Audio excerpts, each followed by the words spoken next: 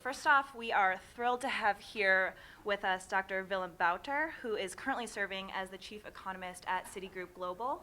Dr. Bouter has also served as the Chief Economist for the European Bank of Reconstruction and Development and is a professor at the London School of Economics. And beside him, of course, we have Ms. Elena Panariti, who is the CEO and founder of Thought for Action, an organization whose mission is to identify and remove economic and regulatory barriers that obstruct prosperity for all people across the globe. And we are here today with Willem and Elena to discuss and raise awareness around an issue that we call informality. It is an issue that has had debilitating impacts on the global economy and much of the world's population. And in a time when we are witnessing a seemingly never-ending EU crisis, millions of refugees seeking safety across borders, and growing social discontent that has manifested itself in populist movements across the world, this discussion could not be more urgent or more appropriate. So thank you for being here today, and thank you to our advisory board and our sponsors at INSAED for making this event possible. And before I hand it over to Elena and Willem, we would like to show you a short documentary teaser trailer from a campaign that Elena is currently pursuing. This documentary in the making is called 70%, and its aim is to help shine some more light on this issue of informality. So without any more further ado, we will go ahead and roll the trailer for you guys. So the reason we're really here, as Claire said, is to explain why 2017 it's alarming to deal with informality. And what does it really mean to be in informality? And what does it really mean for the rest of the 30% to have to deal with that 70% of the planet? So I would only explain before we will start a conversation with Willem that yes, of course, I'd like you all to understand the inertia that exists when you're in an informal environment. There is no future for sure, because there is not even a present.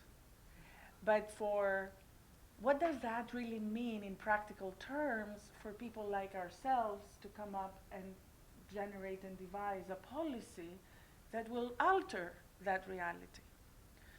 So if we break it down, the inability to prove one person's existence, you can have informality in different shapes. But the basic elements is inability to prove one's existence and inability to prove one's wealth. Although they know that they exist because they were born and they own a home because that's an existence reality in their community, they cannot register it properly and prove it to a third person.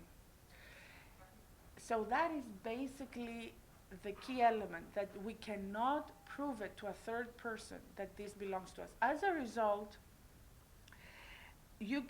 one ends up having that lack of verification that generates all sorts of other impacts. One is lack of labor mobility. So if you are not feeling comfortable in your space, the guy that was sitting there and was saying that this place has no price, and his whole family has worked in building that place, his family also works in that place, because if they would move out for an hour ride in the morning to go find a better job that pays them better, when they come back, that place could be taken over by somebody else, and they have no ways of making sure of collecting back their property.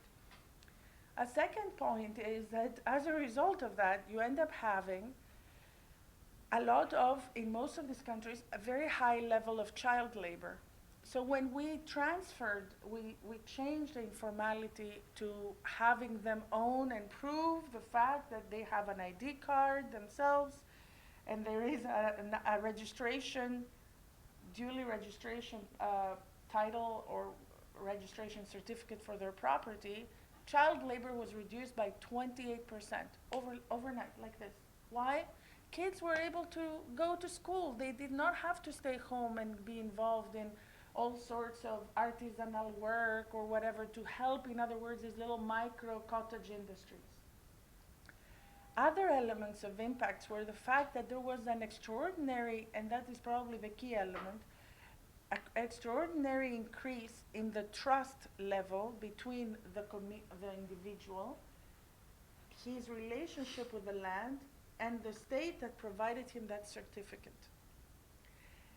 That element of trust is what magically turns a poor person into a middle class, and what magically generates this ecosystem of safety that allows, therefore, these individuals and these communities to engage, to have awareness among themselves, and then become subjects to lending, become subjects to investing, to improve their properties. As you saw, there was a difference between, I mean, it's amazing to see, suddenly you have building structures that are 2, 3, 4, 5-story buildings where you used to have a shack. But what is also very important to explain is that, and I'm telling you all this in 30 seconds, right? I mean, the impacts are far, far bigger.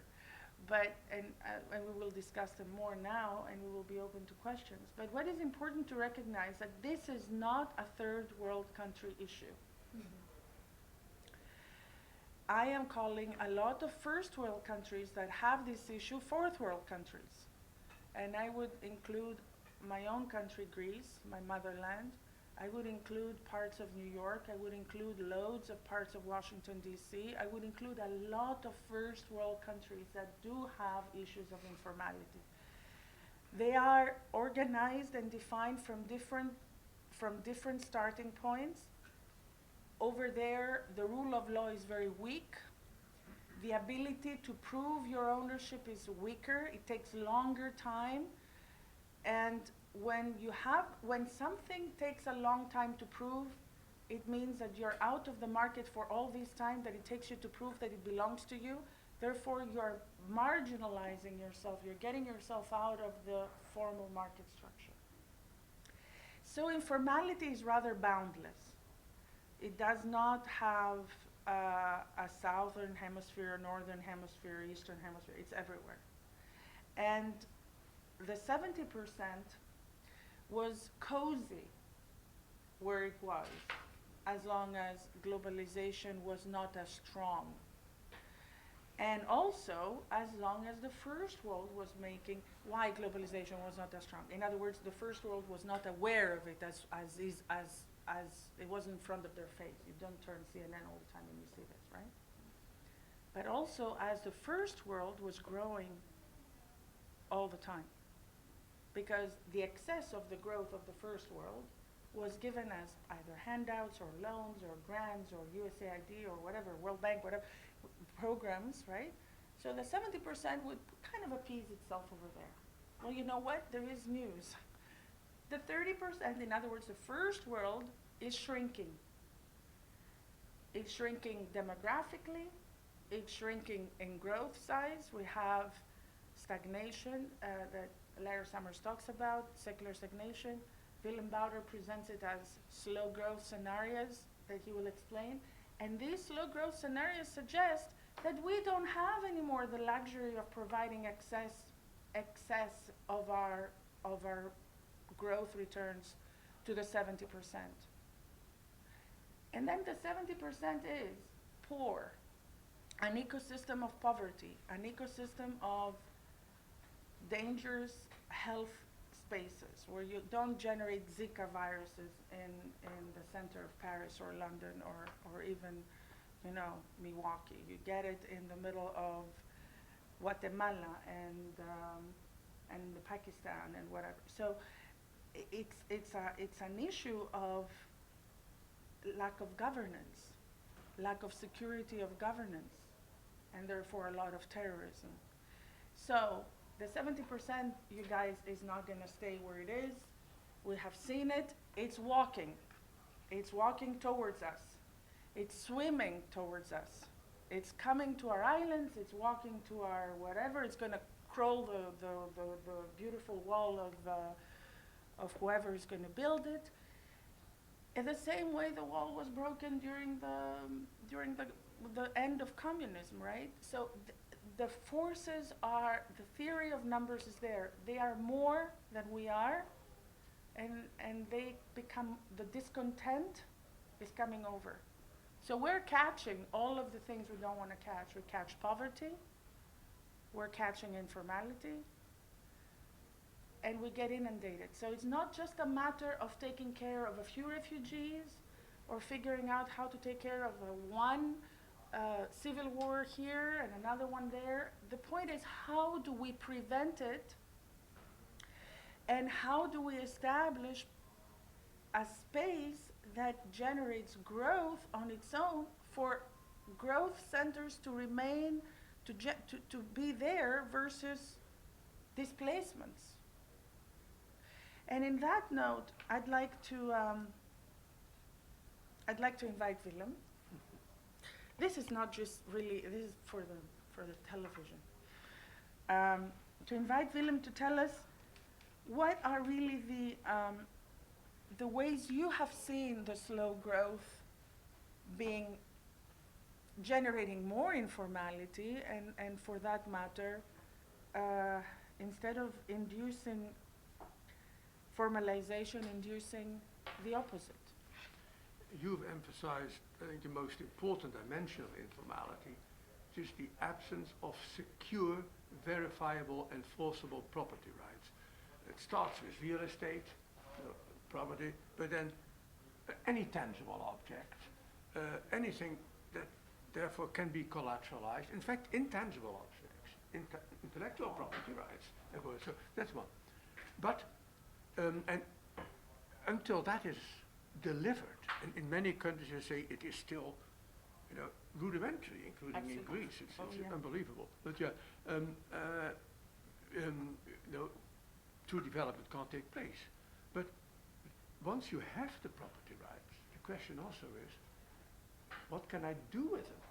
Right? How restricted are they? And in many advanced economies, informality is arising from restrictions on the ability to exercise the freedom of property rights, to use the assets the way you want them, to exclude others from them or bring others onto them, share them, sell them, mortgage them, or whatever.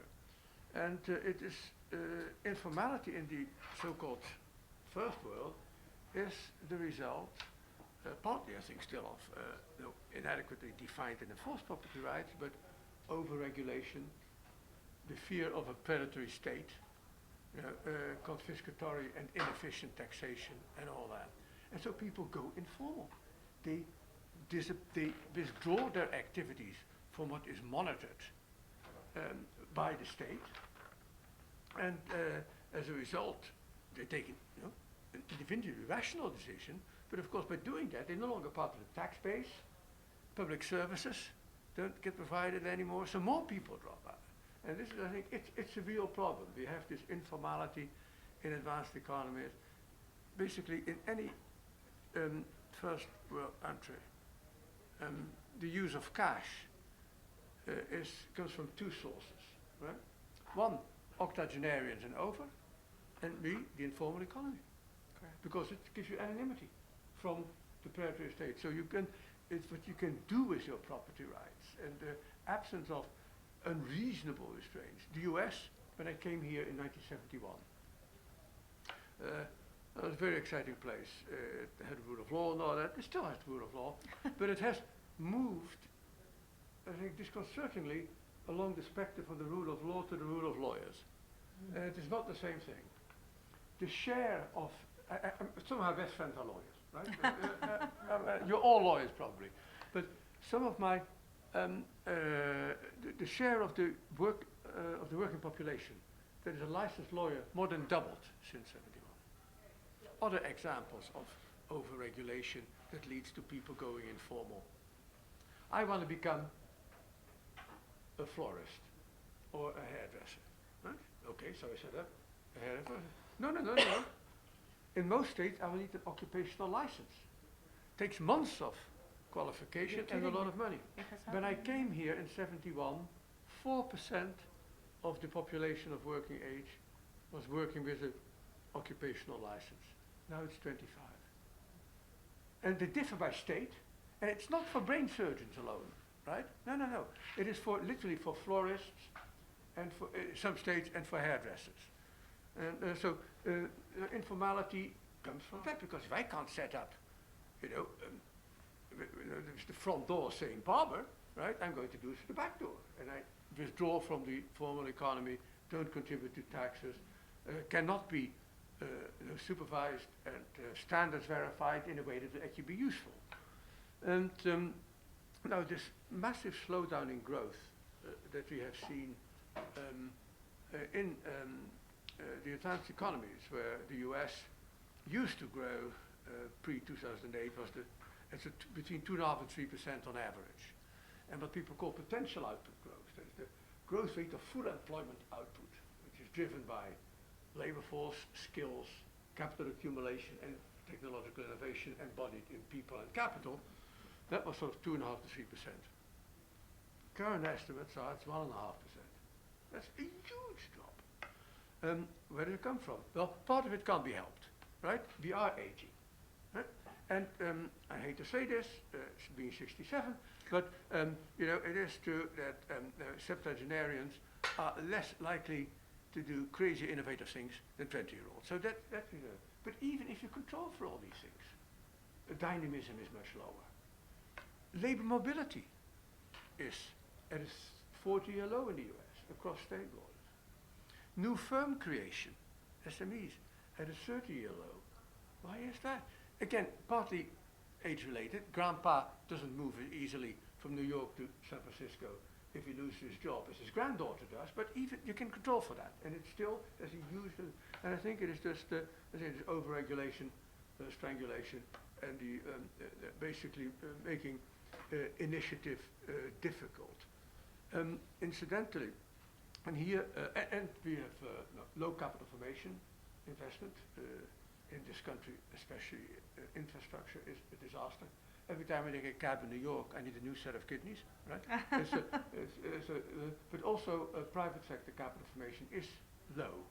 And that also, despite all the hype that comes from, and some of it is real, from Silicon Valley, right? For the people who promise us the new nirvana of artificial intelligence, robotics, the new ways of combining human and cyber intelligence. It's we don't see it in the data, and it's very localized. So, now how does this feed into? So growth is much slower. You have to deregulate and open up. What we're not doing, of course, is opening up. We're closing down. Right? Populism, in the sense of rebirth of nationalism, nativism, ethnocentricity, rejection of what is different, fear of the other, is on the rise. Interestingly, and this is the good news, it is not a global phenomenon. So deglobalization is not a global phenomenon. It is not affecting the emerging markets. No. In fact, if you look at countries like India, they're globalizing. Even China, they have globalization Chinese style, but I tell you, when the US was leading globalization, it was globalization US style. So there's nothing wrong with putting a national flavor on. And we have, Brazil is more engaged with the rest of the world than they were for many years. Argentina crawled out of a real deep pit. Of course, Venezuela is still going in deeper, but that too will be solved. So it's not the EM issue. It's an advanced economy problem. Now, is it an advanced economy issue across the board? You're saying, no, it's the EU and US problem. Canada doesn't have it. Australia doesn't. New Zealand doesn't. Even Japan doesn't. Japan is slightly inward-looking as a society, somewhat inward-looking, but they are less so than they were 20 years ago. So interesting. Why are they different? And here come some interesting things that will feed into the debate also on immigration. First, if you look at income inequality across countries, Canada, Australia, New Zealand and Japan are among the lowest. Both before tax and after tax. And it's partly, I think, just a question of opportunities for people, as well as, of course, of taxation and the welfare state. But a lot of it is pre-tax. Second, if you look at indicators of social mobility, intergenerational mobility, then 3 of the 4, Canada, Australia and New Zealand, not Japan, have very high international standards, intergenerational mobility. Third, none of these 4 was particularly hard hit by the great financial crisis. And a deep recession caused by the capitalist swine, right, is really what feeds populism. Right? That's history tells you that. And they didn't have that. And fourth, and this is the important thing, Canada, Australia, New Zealand, Japan, they're all too far to swim. Right? No. So they have no problem of a wave of unexpected, unwanted, either immigration or refugees. Right? And there are lessons from that. I very much agree with Elena that the notion that this refugee problem is a temporary thing, immigration issue in the US and Europe, that is going to go away. Once we sort out Assad, peace breaks out in Iraq, in Libya, in Yemen, in Somalia, in Afghanistan, it will all stop. No. These conflicts are indeed part of the drivers of the refugee wave, but the fundamental drivers are demographics. The Arab world and Africa, right, still have the demographics that we had 3 generations ago. Right? Second, ecological change. Massive destruction of traditional labor-intensive agriculture in Africa and in the Middle East and indeed Central Asia expels people from them. Third, very poor governance. That fits in with the fact that these countries are not giving their citizens the opportunities and the rights they need to have a go at creating wealth, individually or collectively. And then, of course, on top of that, we have the 2 aspects of technical progress which are important. One, despite all the misery we're describing here, there has been growth in emerging markets, right, in the third world. So enough people, the richer part of this country, are now rich enough to afford the price of bribing of paying some kind of trafficker to take me to the Libyan beaches, and then I can swim, right? And of course, everybody has a smartphone. So where you go, your family back home doesn't have to do the work again. You just guide and direct it. But this is, and that's what they will keep coming, right? In the tens of millions, especially for Europe, but to a lesser extent in the US. Europe is happens to be situated north of Africa, which is by far the poorest continent. The US, South America is an island of affluence compared to most of Africa. So, but it will still be, I think, significant migration there. And we're going to have to work with this, live with this, and very importantly, allow whatever immigrants we get, right, to have effective title of the one asset that every human being should have, your human capital. They don't even have that. When they come here, they often can't develop it. The kids can't go to school. The adults can't go for retraining or language learning. And of course, they're not allowed to work quite often. So it's incredibly important that we allow them, give them the property rights, full property rights in their human capital, so that they can become useful contributors rather than people who create resentment because they get priority on the housing ladder or whatever it is that creates these nasty populist incidents. Sorry, long story, but I'm Dutch, you see, and we all Calvinist preachers at heart, so we like to give long sermons. Sorry. Well, I have a question for you, and we can discuss it further. Um, Although there are a lot of oxymorons out there, people, if you ask people in the streets, they have watched CNN, which is of course scientific information out there, right? Of course. Of course, and it says that poverty has been reduced around the world in absolute terms. Yet you and I know that the inequality in a lot of countries, and especially within the United States and Europe, has actually increased further. So what I'd like you to talk about a bit, I mean, we do notice there's a coefficient economists use, which is called the Gini coefficient, that identifies a difference between those who are really very well off and those that are making, their minimum wage. And the United States is in the same exact differential like Russia. Greece is getting exactly there. The rest of Europe is having a lot of welfare transfers, so it doesn't show yet, but I believe it will show. Because you need So how wealth do you- generation to afford the transfers. Yeah, yes. and the second and the second point I wanted to make is the demographics of the first world. I think only the United States and France have demographics of 2 point something. So in other words, they replenish themselves till Mhm. now. But it was not the case. It's not the case in Europe at all. In Greece, we will be reduced by 13 million by the year of 2030. In 230 no, we will be reduced by 13. I'm sorry, we will be reduced by 3 million. We are going to be 6 million people.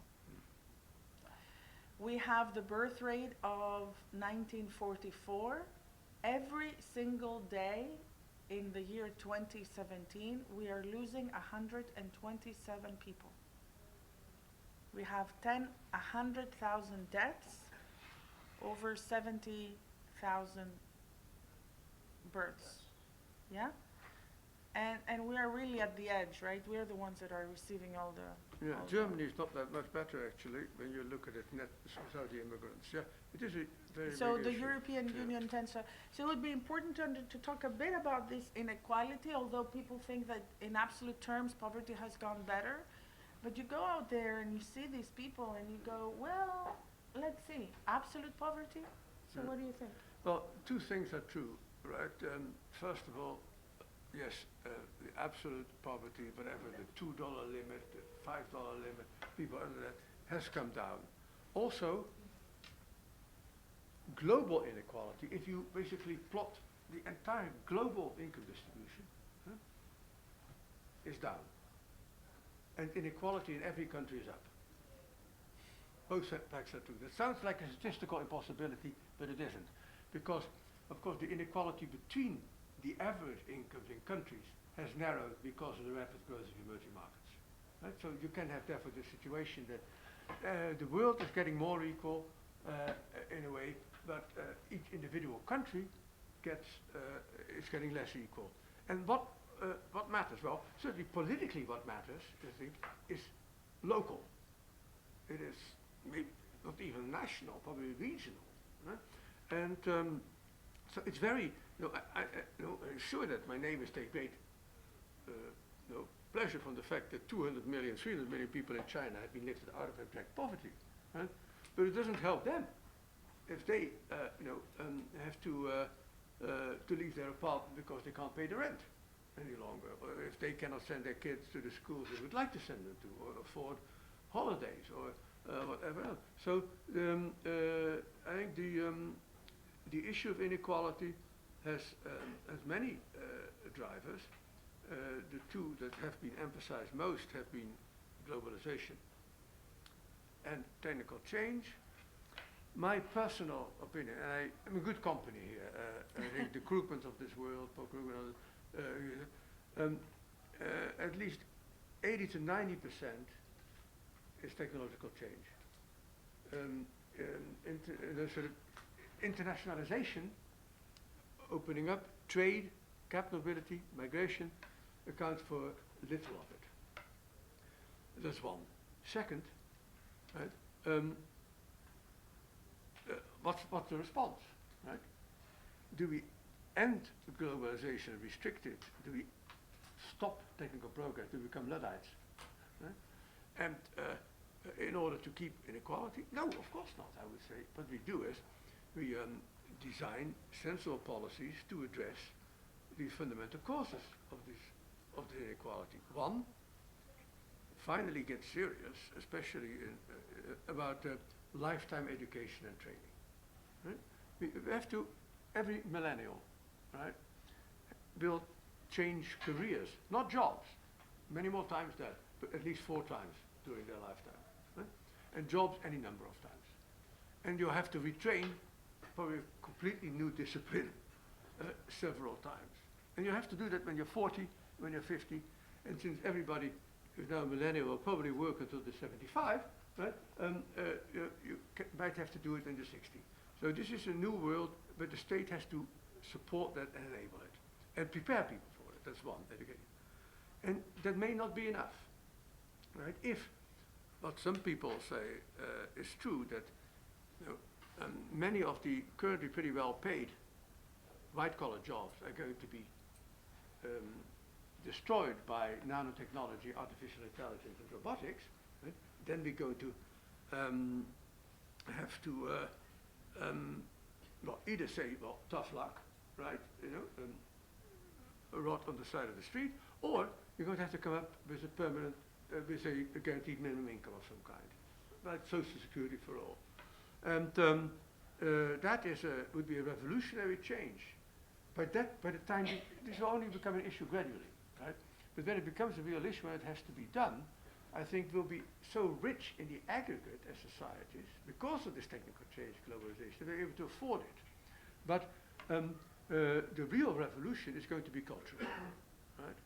Because even if we can agree on what I would call a guaranteed minimum income, it's the only thing on which my mentor James Tobin and Milton Friedman agreed. They called it a negative income tax, right? It's exactly the same thing, right? Okay, but if you even if you can agree on that, we have defined ourselves as humans since we climbed out of the trees, right? By the work we do. So how are we going to define ourselves, find meaning in our life without work as a major component of it? Are we all going to be playboys and playgirls of the Western world or the Eastern world? I doubt it. So this will be a real challenge. But it's a bit of a luxury problem. At the moment, we just have to get on with the retraining and having intelligent redistributive taxation, non-punitive, but intelligently designed. So I'm going to tell you, it would be great to open it to questions. Our dear Claire is engaged in doing every single thing today, so she's videotaping us while we're doing this. So I'm going to kindly take over and give you a bit of a conclusive points that we are here eager to pass on to you. So what is it we do, and with the documentary feature movie that we want to push out, is to create a community of aware individuals that realize the alarming situation we're in. And to create 2 types of, it's a dual type of a priority out there. One, of course, is to have sustainable growth. And the other one is to consolidate peace. I mean, how do you do this?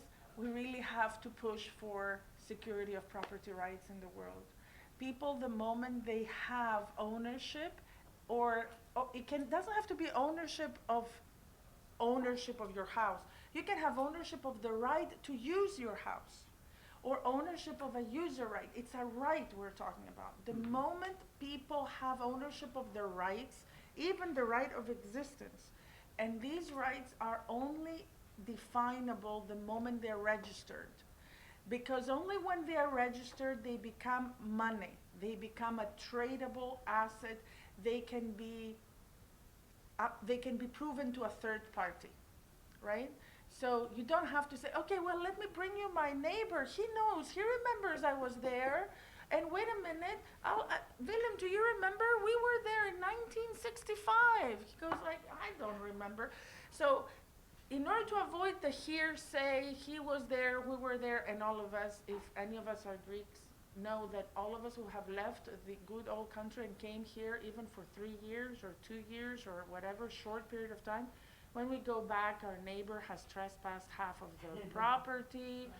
Some other cousin has taken a few other roots of olives from the country house. And they are really there to remind you. They did it to protect you and to remind you that actually this was given to them. So instead of you trying to go back and try to figure out who was where, when, what, and whatever, once you have these rights registered, then you have freedom. You can move, you can stay, you can engage in an economic activity, or you don't. And the important part for our perspective is that policy makers and political leaders, when they go out and make a campaign or they create a policy, the one policy that is not just economics, but it goes from security to foreign affairs and to economics, is security of property rights. It should be together with freedom of, you know... It goes together with human rights. Human rights. Yeah, I really think it is.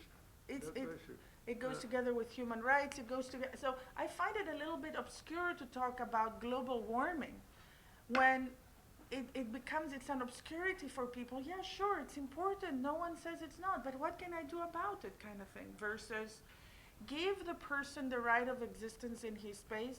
And let me tell you, in the 33 countries I've worked, each country that has actually managed to apply that, there is no global warming because people care about their community. They care about the amount of waste they have out there. So there is there is an interesting perspective there. And shall we turn it on to so this little teaser movie is the beginning of our fundraising as we're trying to create a regular documentary. So we're interested in asking you to either engage with us or stay tuned, of course, with what we're going to be doing next. But it would be important to get your interest and tell us who you think could engage with us as well. Σήμερα κάνουμε ένα διάλογο με τον Willem Bouter, διεθνή γνωστό οικονομολόγο, και εμένα, επάνω στο θέμα της ατυπικότητας ή, όπως το λέμε εμείς, informality, και πώς αυτή η ατυπικότητα επηρεάζει την ανάπτυξη γενικά του πρώτου κόσμου.